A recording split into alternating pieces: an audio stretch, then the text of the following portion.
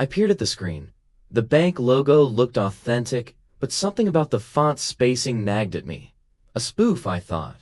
Emma stepped into the doorway, clutching the little leather notebook where she jotted sketches and passwords. "Grandpa," she whispered, "the camera in here. The light is covered." I checked the shelf camera. A square of black electrical tape smothered the tiny lens. The room tilted for a heartbeat. Someone had prepared this. The blackout wasn't chance. It was a curtain drop. Serena's voice sharpened. "I hate to say it, but all the signs point to you. Maybe you moved the assets for reasons we don't know." Michael rubbed his forehead. "Serena, stop. Dad wouldn't." "Wouldn't what?" she snapped. "Move money without telling you us? Maybe he doesn't trust anyone." I drew a breath, steady and slow. Years of dealing with stubborn would had taught me patience. "Michael, Serena, this is my house, and I will get to the bottom of it. But accusations won't help." I turned to Emma. "Sweetheart, you said the camera was taped. Did you see anyone near it?" She hesitated, then said softly, "I saw Uncle Dylan's car outside an hour before dinner. I thought he just came to drop something for Mom." My mind clicked into place like a lock finding its code. Dylan, Serena's younger brother, was a charming drifter with a nose for easy money. He'd visited last week asking odd questions about vintage safes for a client. I put a gentle hand on Emma's shoulder. "Thank you for telling me." Serena stiffened. "Dylan? That's ridiculous." I met her gaze. "Is it?" The tension in the room thickened until even the house seemed to hold its breath. Inside, my thoughts ran fast and cold. Whoever staged this counted on confusion and family doubt. I would not give them the satisfaction. I pulled out my phone and called Frank Dalton, my closest friend since college and a recently retired Savannah detective. "Frank," I said evenly, "I've got a situation that needs a quiet set of eyes." His response came without hesitation. "On my way." As I hung up, I turned back to my family. "We're staying right here until Frank arrives. No one leaves and nothing is touched." Serena's jaw tightened. "Are you detaining us?" "I'm protecting us," I replied. Outside, the soft Savannah rain began to fall, pattering against the century-old glass. Inside, the first moves of a long night's chess game had just begun. The grandfather clock in the hallway ticked like a metronome, counting down to something unseen. Outside, a soft Savannah rain thickened into a silver curtain. Inside, we waited. Serena perched on the edge of the sofa, arms crossed. Michael paced. Emma stayed close to me, her small hand resting on my sleeve. Headlights cut across the wet street and disappeared. A sharp knock echoed from the front door. "Evening," said Frank Dalton, stepping inside with the steady presence of a man who'd seen every kind of trouble. Rain dotted his windbreaker. His gray hair glistened. "Harold, tell me everything." I filled him in while Serena looked on, her chin raised as if bracing for a duel. Frank listened without interrupting, only nodding now and then. When I finished, he walked straight to the study. He scanned the room with a detective's eye, running a small flashlight across the baseboards and the safe's electronic keypad. Camera's lens covered with fresh tape, he said, peeling back the square with tweezers. Glues still tacky, placed within the hour. He sniffed the adhesive. "Hardware store electrical tape. New roll." Michael asked, "Could a power surge open the safe?" Frank shook his head. "Not without brute force or the code. And there's no sign of forced entry." He pointed to faint smudges near the dial. "But someone with a glove might have spun it." Serena crossed her arms tighter. "Harold, you had the code." Frank ignored her and kept working. He removed a small kit from his pocket and dusted for prints. A faint shoe print emerged near the bookshelf. A half-moon-shaped heel, slick with rain. Emma whispered, "Grandpa, Uncle Dylan wears boots like that. I saw the pattern when he visited last week." Serena turned sharply. "Emma, That's unfair. Frank raised an eyebrow. Interesting. Anyone else know this combination? Just me, I said. And Emma knows where I keep a sealed envelope with a backup. We checked. It's untouched. Frank nodded. All right, let's widen our lens. He pulled out his phone and made a few quiet calls to contacts still on the Savannah PD night desk. Within minutes, he had a list of power outages in the neighborhood. Only this block, he reported. Someone likely tripped the external breaker. Classic distraction. Serena blurted, "You think Dylan planned a blackout to make my father-in-law look guilty?" Frank's gaze stayed neutral. "We don't think, we find facts." I admired how he said it, firm without accusation. While Frank inspected, I called Alicia Perez, the estate attorney who manages our family trust. "Alicia, has anyone accessed or tried to move funds today?" "Not a thing," she said. "All accounts show zero activity." But she paused. "I did get an automated alert this afternoon about someone trying to log in with outdated credentials. No funds moved, but someone tested the gates." I thanked her and hung up. "So no electronic theft?" I told Frank. "This is about what was physically inside the safe." Frank nodded slowly. "Inside job with outside help." Emma tugged my sleeve. "Grandpa, I can check the smart doorbell footage. It stores clips in the cloud." "Brilliant," Frank said. She logged in on her tablet. Despite the blackout, the battery-backed doorbell had kept recording. At 6:52 p.m., about 30 minutes before dinner, a man in city maintenance vest approached the side gate. The rain blurred his face, but the half-moon heel print matched perfectly. Frank whistled softly. "There's our window." Michael leaned closer. "That's Dylan's build. I'd know that stride anywhere." Serena's face went pale. I told him not to drop by today." Frank looked at her evenly. "You told him?" She faltered. "He said he wanted to bring a bottle of wine as a surprise." I said it wasn't a good night. Frank tapped his notepad. "Did he mention the safe?" "No," she said too quickly. By morning the rain had passed, leaving the squares glistening under live oaks heavy with dew. Frank and I drove to Savannah, First Atlantic Bank, the institution safeguarding our trust accounts. The branch manager, a brisk woman named Karen, ushered us in her glass-walled office. "We did get an odd flag yesterday," she said. "Someone tried to log in using a profile named H. Whitmore with a capital H and dot. Our system blocked it after 2 failed tries." She pulled up security footage from the ATM lobby. At precisely 3 p.m., a man wearing a baseball cap and maintenance vest had hovered near the vestibule, tapping on a phone. The camera caught a sliver of his face, enough for Frank to nod. "That's Dylan Hart," Karen added. "We can provide timestamp footage and the IP address for your attorney." Another link in the chain clicked. On our way home, we detoured through Forsyth Park, the giant fountain misting in the sunlight. Frank drove, silent for a while. "He's methodical," he said finally. "Cut the power, taped the camera, spoofed the text, even tested your bank profile in advance. He also planted suspicion on me." I said. Serena's accusation was too fast to be pure shock. Frank glanced over. "You think she's in on it?" "I think she's cornered," I replied.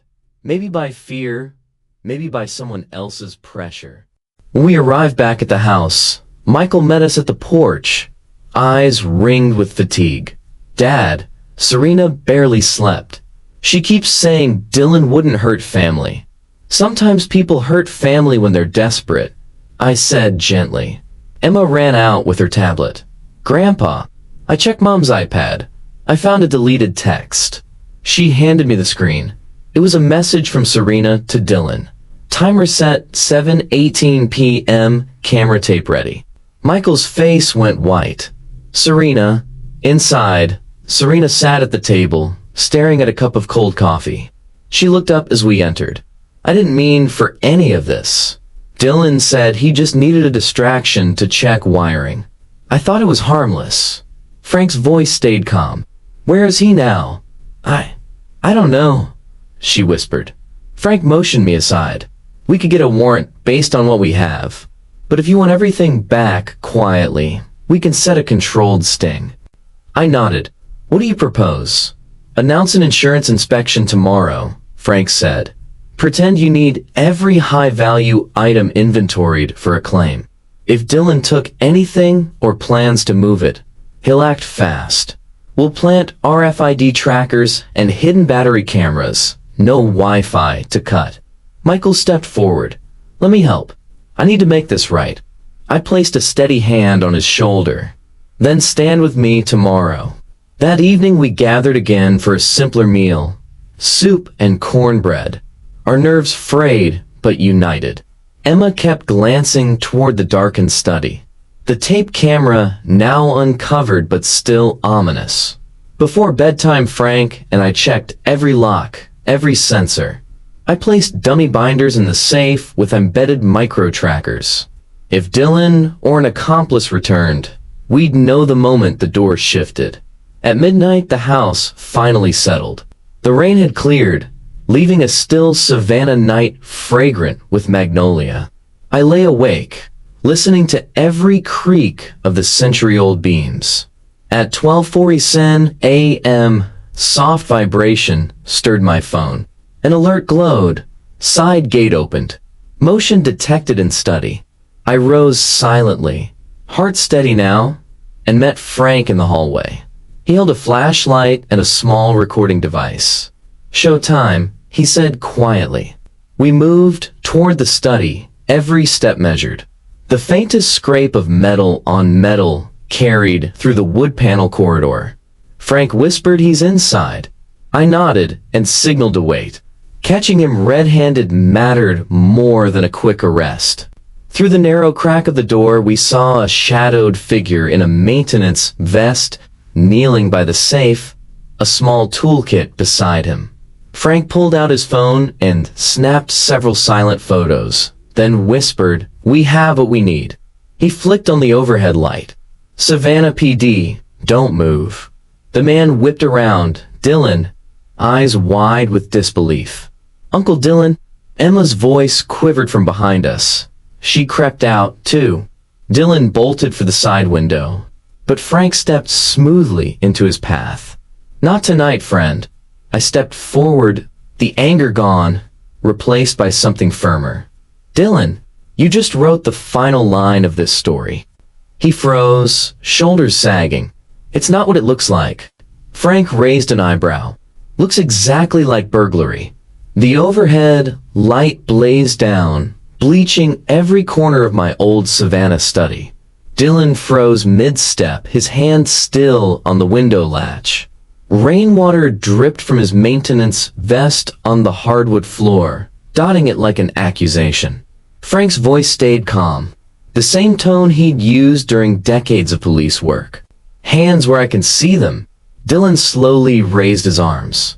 His eyes flicked toward Serena, who had hurried in behind us, pale and trembling. "Serena," he said, "explain to them." But Serena stood rooted, words caught in her throat.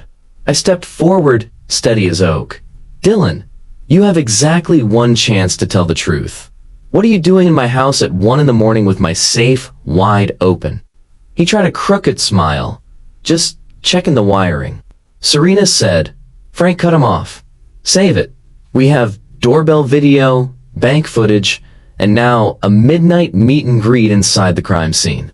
You're done." Dylan's shoulders slumped. Okay, but you don't understand. I wasn't stealing, just making sure no one else could."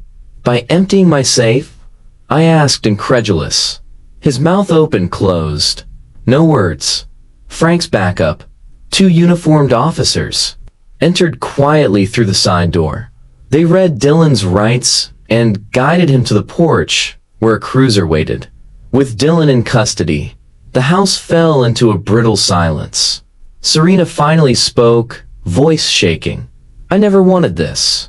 He promised he only needed to check on some bonds for a family investment. He said if I didn't help with the timing, He'd tell everyone I pushed for a bigger share of the trust. Michael stared at her. You believe that? Serena's eyes brimmed. I was scared. I thought a harmless distraction would buy him time to talk to you privately, Harold. I swear I didn't know he planned theft.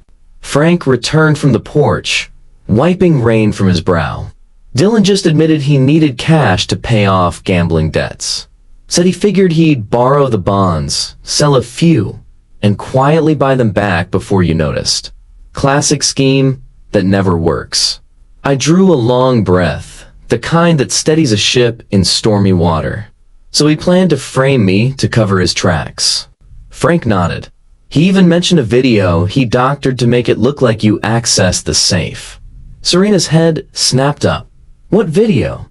Frank explained how Dylan had spliced old footage of me retrieving papers months ago with fresh audio to create a fake timestamp. He bragged that if you press charges, he'd leak it to make you look guilty first. Emma whispered, "That's evil." I put a gentle arm around her. It's desperate, and desperation can be dangerous. By sunrise, Frank's contacts at Savannah PD had secured Dylan's storage unit on Hutchinson Island. Inside, they found exactly what we feared and expected.